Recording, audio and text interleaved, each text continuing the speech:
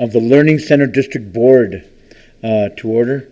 We're running a little late, but we're gonna rush through it. I know some of you are from the county.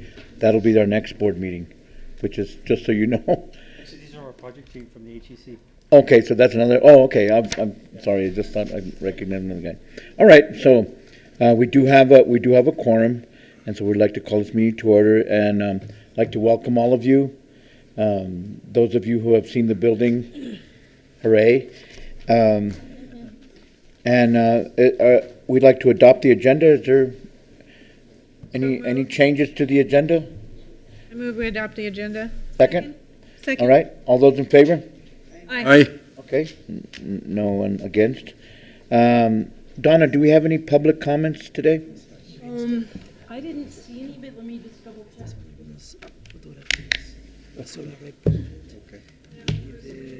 No? Okay. So we're going to go to the approval of the consent agenda from the May 20th meeting. The minutes. Do I hear a motion? I move we approve the minutes. All right. Second? Andale. All those in favor? Aye. Aye. All those opposed? Anyone? Thank you. All right. So we're not removing anything from the agenda. So we'll go into tab C, action items, non-consent, approval of change order process, and current change orders. Senor. Chairman, members of the board, good afternoon. Thank you for allowing us to present before you this afternoon. First of all, I'd like to acknowledge the President for his leadership and support during the construction of this project. It's been substantially advantageous for us, so I want to commend you on that. I'd also like to commend the faculty and staff here on campus for all the support we've been getting on the HEC. We've had a lot of input from faculty and staff. Obviously, this project couldn't be coordinated without all the faculty and staff, so I want to commend all the faculty and staff for their support on this project. And thirdly, I want to really acknowledge our project team. We've had so far, we're a little bit better than 50% of the project, probably more like 65% complete on this project, and we've had a substantial project team that's been working with us. So I want to acknowledge our project team from Decker, Barrett, Sabatini, also our project team from McCarthy. I'm going to let them self-introduce themselves, but quite frankly, without their support and without their expertise on this project, we wouldn't be where we are today. So I want to really thank them and ask them to give you a brief explanation of their duties and also their names. So you guys would start, Matt? Okay.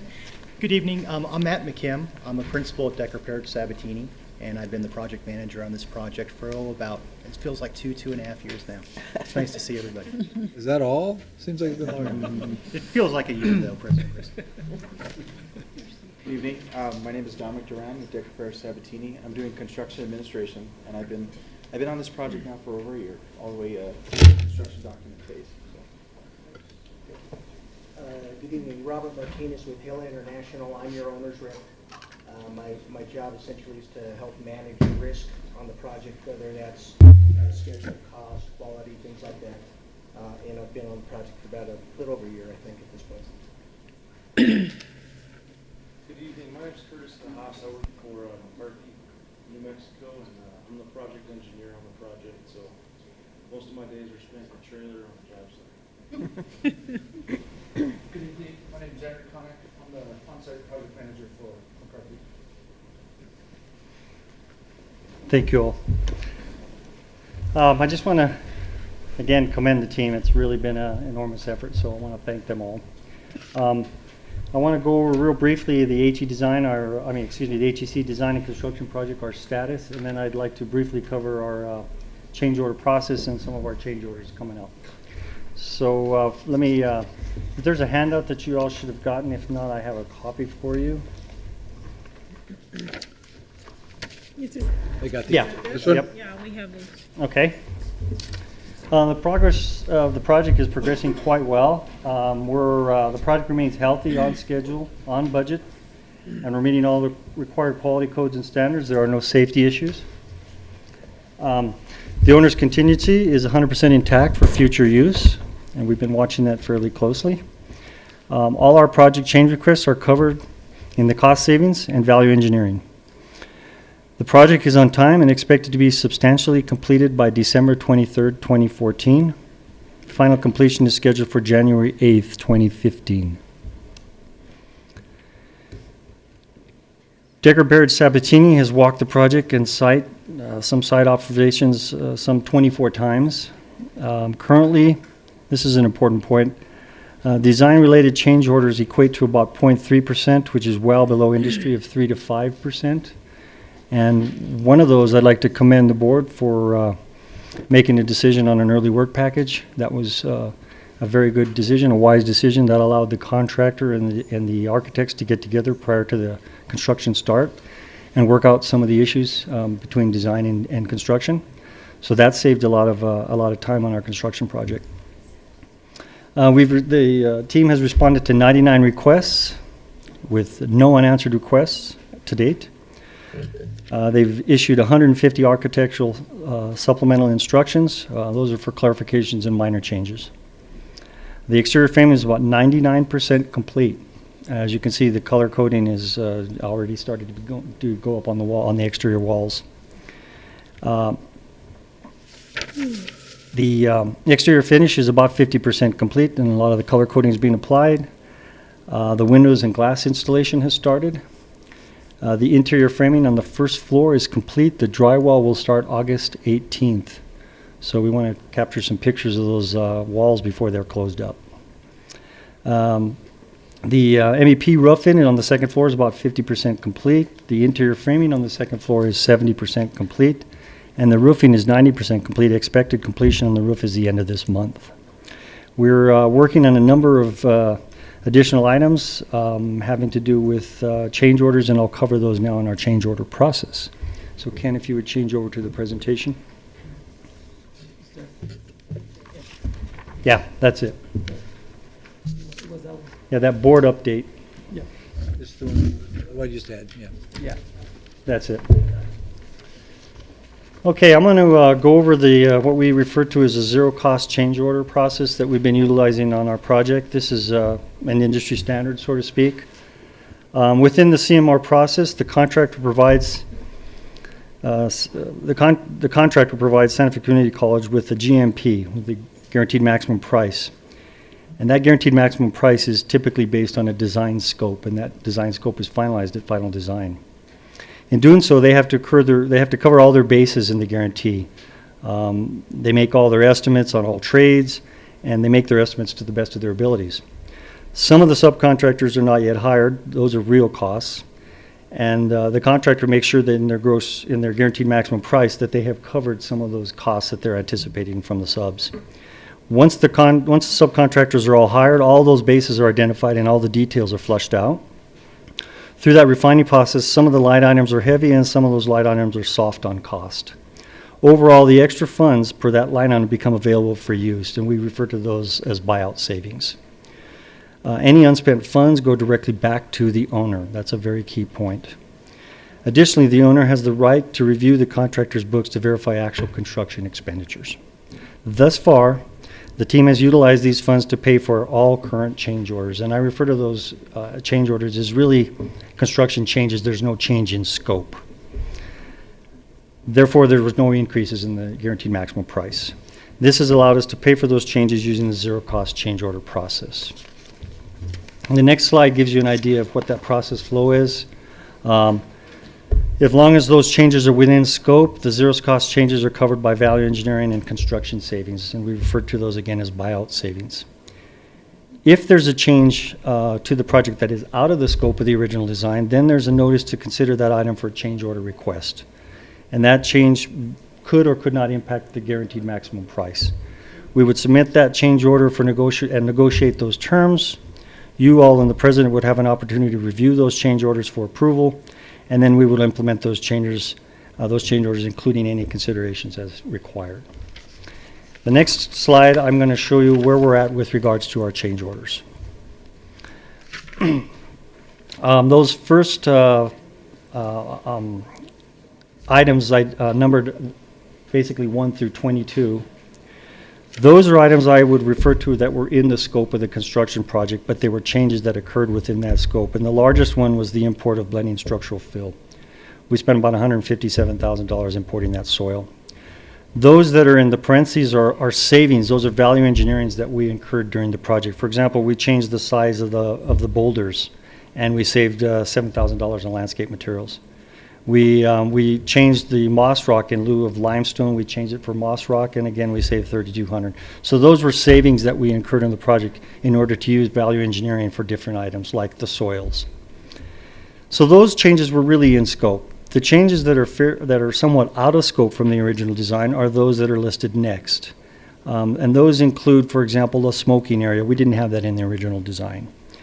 We didn't have a sidewalk that allows us to walk from the driveway to the building on the south side of the parking lot. We didn't have additional auto operators in the vestibules for our automatic doors. We didn't have, unfortunately, an emergency exit on the north side, so this covers that emergency exit, and so forth and so on. And there are a couple of additional changes that we've actually requested from the contractor based on some of the upcoming events, and one of those was a lead line room inside the facility, and that's in preparation for down the road. If we want to provide radiographic education in this facility, we would have perhaps a designated space for that particular type of equipment. That lead line room, the concrete benches, we didn't have sufficient funding for concrete benches in our budget, and we didn't have roller shades in our budget. So all those changes, both in scope and some of those changes that we changed the design scope, total up to $242,000, $418. Currently, within our project, the savings that we have incurred both in value engineering and buyout, we can cover those changes without changing the gross maximum, guaranteed maximum price. And where are those savings reflected? The negative numbers in there. But that doesn't total that same amount.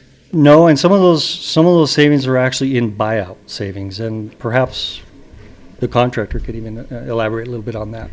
Sure, for some examples, we'd anticipated there's going to be a large amount of debris on that site.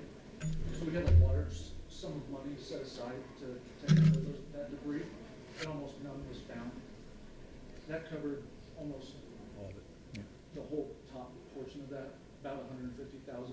We've also had savings in items such as cold weather protection for concrete is a big item. The winter wasn't as severe as we thought it might have been, so items like that drop to the bottom line and allow us to cover that. So basically what we're saying is to date, including those out-of-scope changes that we're requesting from the design team and from the contractor, we have sufficient cost savings, buyout savings within our project to cover those changes.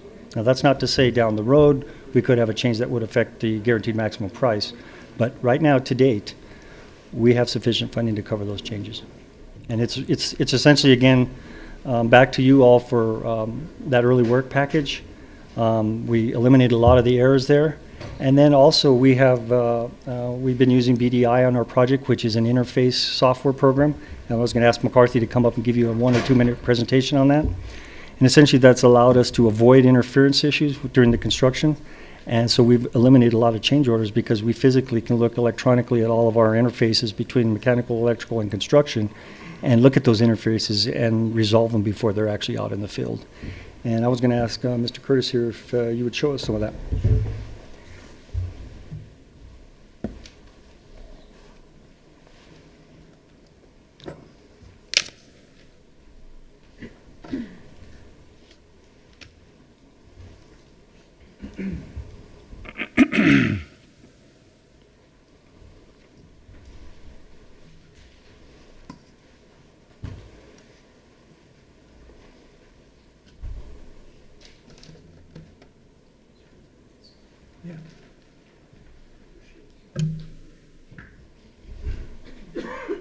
Good evening, Chair Siegel, President Grissom, and members of the board. My name is Curtis DeHaas. I work for McCarthy Building Companies, as I stated earlier. I'm going to give you just a quick presentation on a very innovative, and it's a tool we use on every one of our projects. It's called BIM, Building Information Modeling is what it stands for.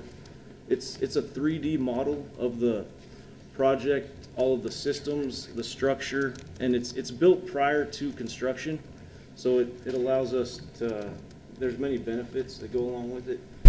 One of those benefits, we call it clash detection. You can detect clashes between the various systems, such as the structure, the electrical components, the ductwork, plumbing, and fire sprinklers. It enhances coordination prior to construction. That's huge because finding where clashes occur prior to construction, saves us on the schedule as well. So as Henry stated, there's a reduced number of change orders that come out of the clash detection early on in the project, and it also saves on schedule, like I said. Here's a photo of another project. Three-dimensional, you can see all the piping. And then here's a before and after. Here on the left, you can see the BIM model, three-dimensional model, and then on the right, that's a physical picture of the piping after it was built. So I'm going to give you a quick fly through of our actual model for your project of the Higher Education Center. Oops.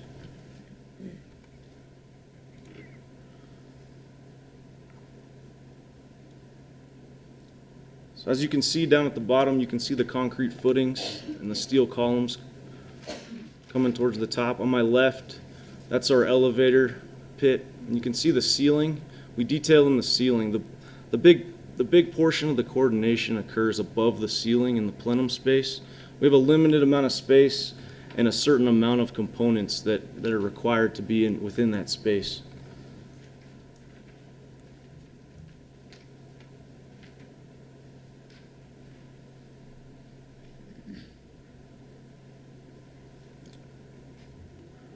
Right here is it's a gang restroom, a boys and a girls restroom, and you can see the plumbing from that restroom, the sewer pipes going down beneath the ground.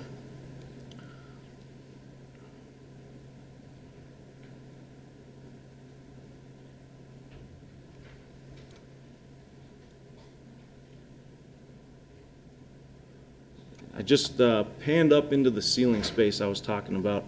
There in front of you is a sprinkler pipe. That was actually a clash. It was clashing with a piece of ductwork. So I wanted to show you how that works. You can run a clash detection and it pops out a list of items.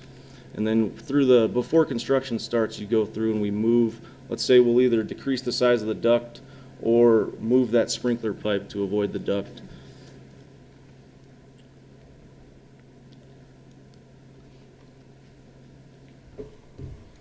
And I want to thank you for your time. Let me ask a question. This clash, is this done at pre-design or after the design is taken? After the design, before construction. Before construction. Correct. But we'll even use it during construction, remember, Cedillo? We actually use it even during construction as a training tool or even as a tool to go down and look and see what we're actually doing. Thank you. Thank you. That Thank was you. actually our building. Deborah, did you see your office? We went right by it. Look at it. Well, thank you all. Carmen's up next, and she's going to discuss some of the... Before you move on, we do want to ask that even though we maybe didn't have to, we'd like to ask for you to approve these no-cost change orders. Okay, let's do a vote for approval of change order process and current change orders. Motion? So moved. Second? Okay, any discussion? I'd just like to say in the spirit of stronger financial accountability, in the future, if we could see those other cuts which were talked about, that would reflect that this has a zero-based change. Any other discussion? Just a quick comment. I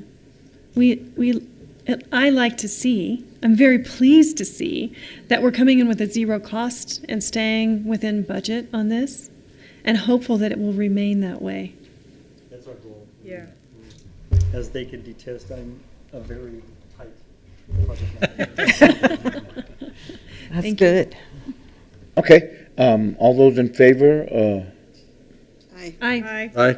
Aye. Anyone opposed? Okay, the motion passes. Thank you. Carmen? Okay, thank you, Chair Abeta and members of the board. You should have a brochure in your packet. You don't? Yeah. It's hard to read the electronic ones, Oh, so. okay. These are I good. got one. Oh, I haven't seen this. Great. When I got this assignment, one of the things that I felt I needed to do first off was to develop a fee structure, because there was a structure, but a lot of our partners were not happy with it, especially if they were partners that did most of their work online. So I worked with a couple of different people on this budget, and the first one was not very successful, and the second one I worked with Amy Tilley, I think she's here, and I'm really happy about this. It's inside your brochure. And Amy has done this before. She's rented out space here on campus, so she's pretty familiar with how this would be set up.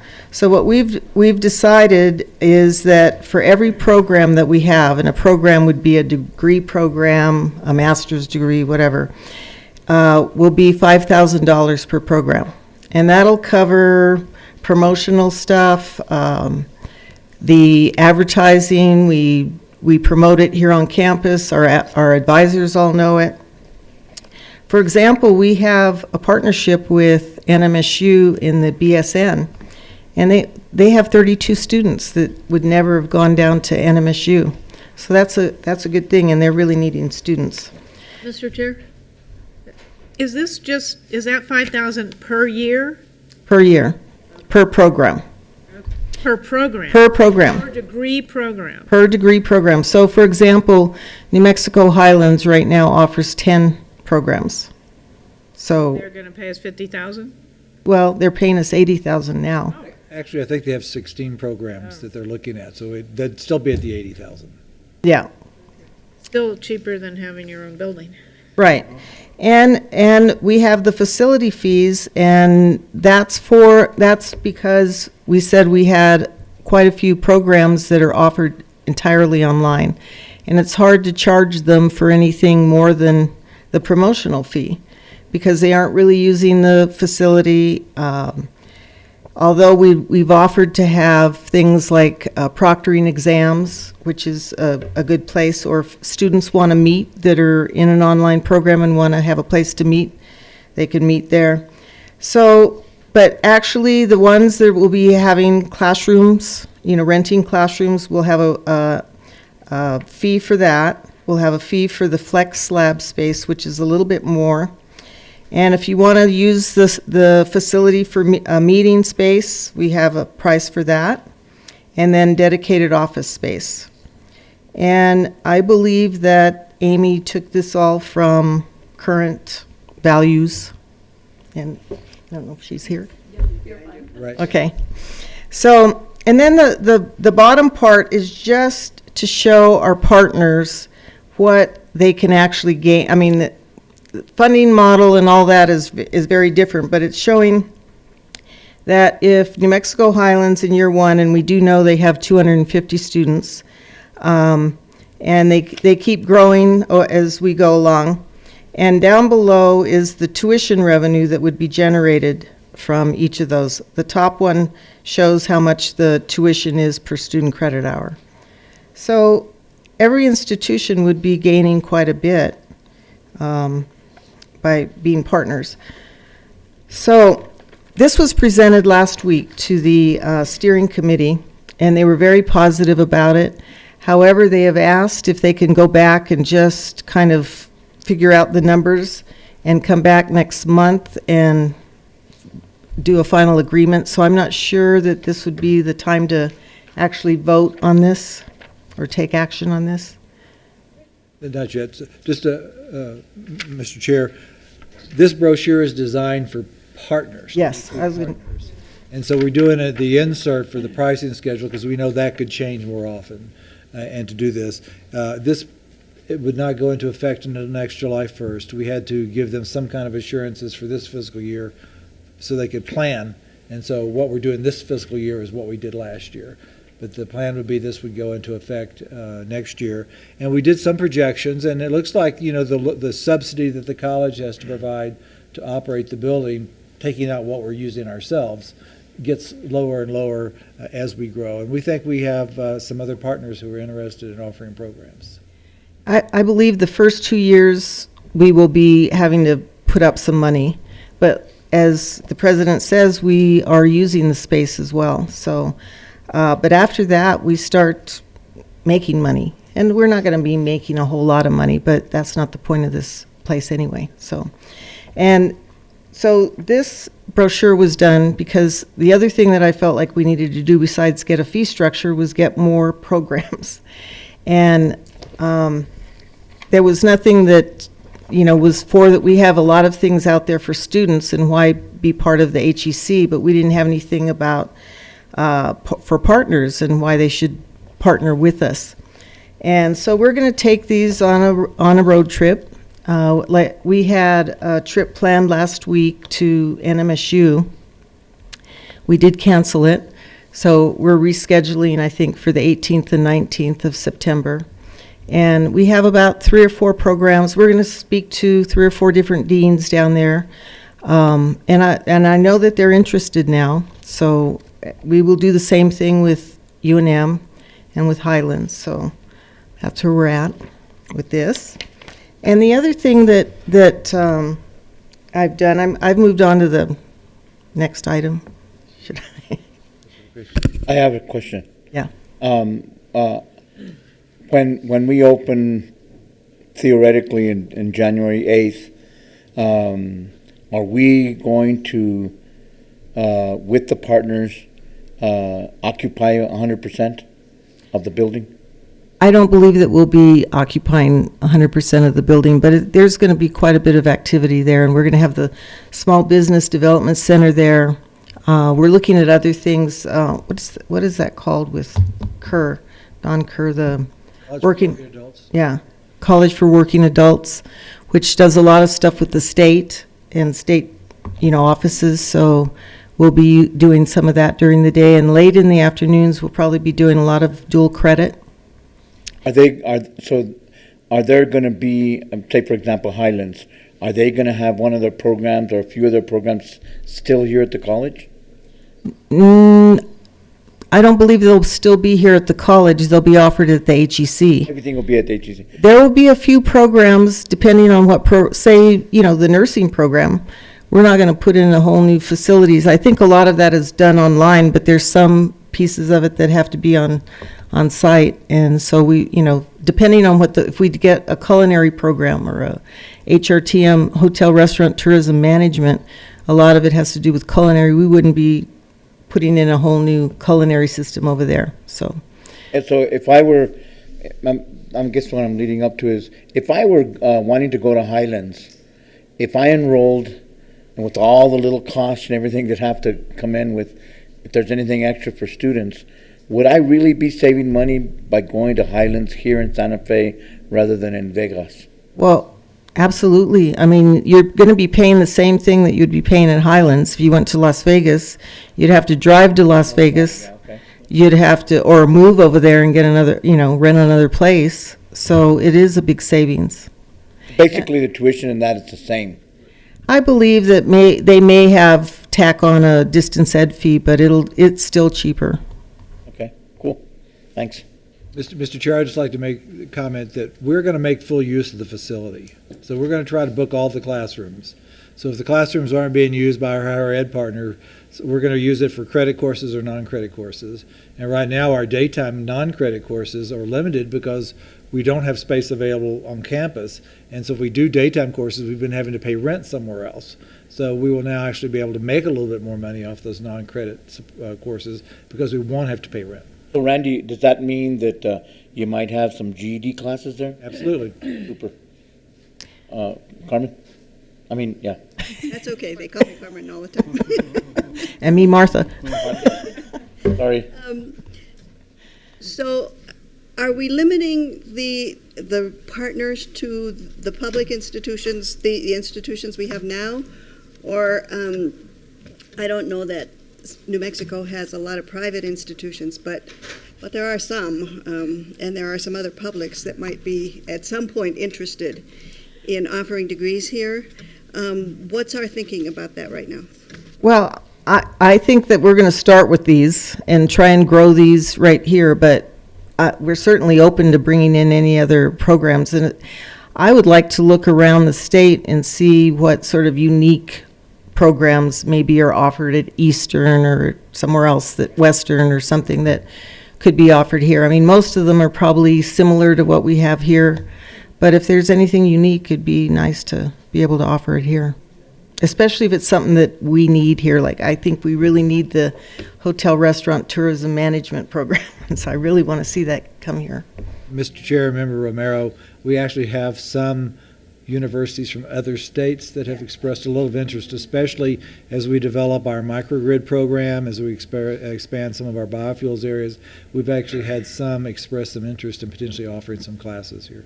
Thank I you. don't know if it'd be whole programs, but at least some classes. That was going to be my next question, is what our plans were for out-of-state institutions that might be interested in our programs. Mr. Chair. Linda? I'd also like to see a proposed budget on the Higher Ed Center for, I guess, well, we're opening the building in January, so I guess at least from there with the new facility. I actually have a budget for the current, Fiscal year. yeah, from what the partners have paid, and they've paid $140,000. We have, Mr. Chair, Member Siegel, we actually have a budget. It is part of our college operating budget for this Right. year. I know it And so is. it does include opening the building starting in January, and then we will have a formal budget. So it's a department within the college at the present time, so it is a separate budget. Right. So I would like to see that, Okay, we'll do that next time. yeah, what we're making, losing, et cetera. Good. Kathy, you had something? No. No? Anyone else? So besides the brochure, we've updated the website. We've added some new programs to the different institutions. And if you go to, I believe it's programs page.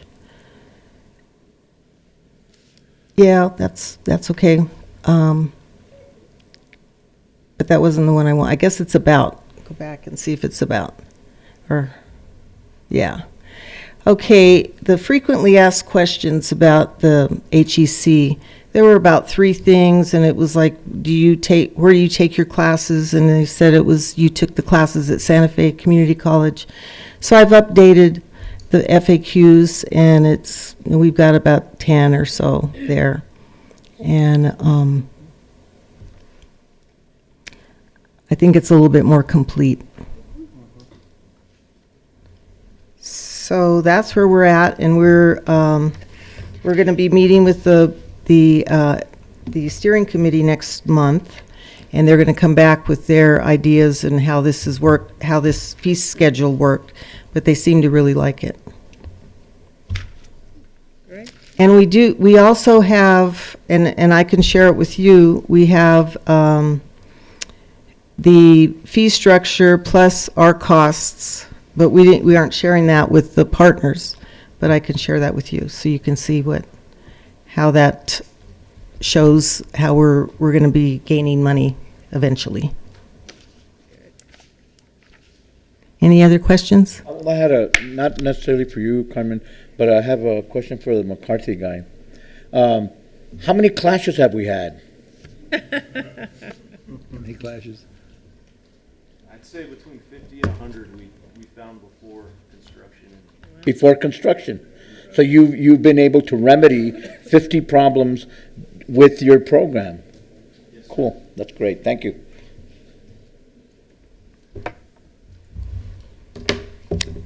Okay. All right. Thank you. Thank you. Thank you. All right. So I guess on tab C we have the update, building construction project update. We already did that, correct? Right. So, okay, no information. I think we're done. Do we go into closed session? No, I think we can adjourn. All right. Move to adjourn. Second. All those in favor? Aye. Anyone opposed? Okay, so how much of a break will we take before the main meeting? We need a few minutes break. Beth?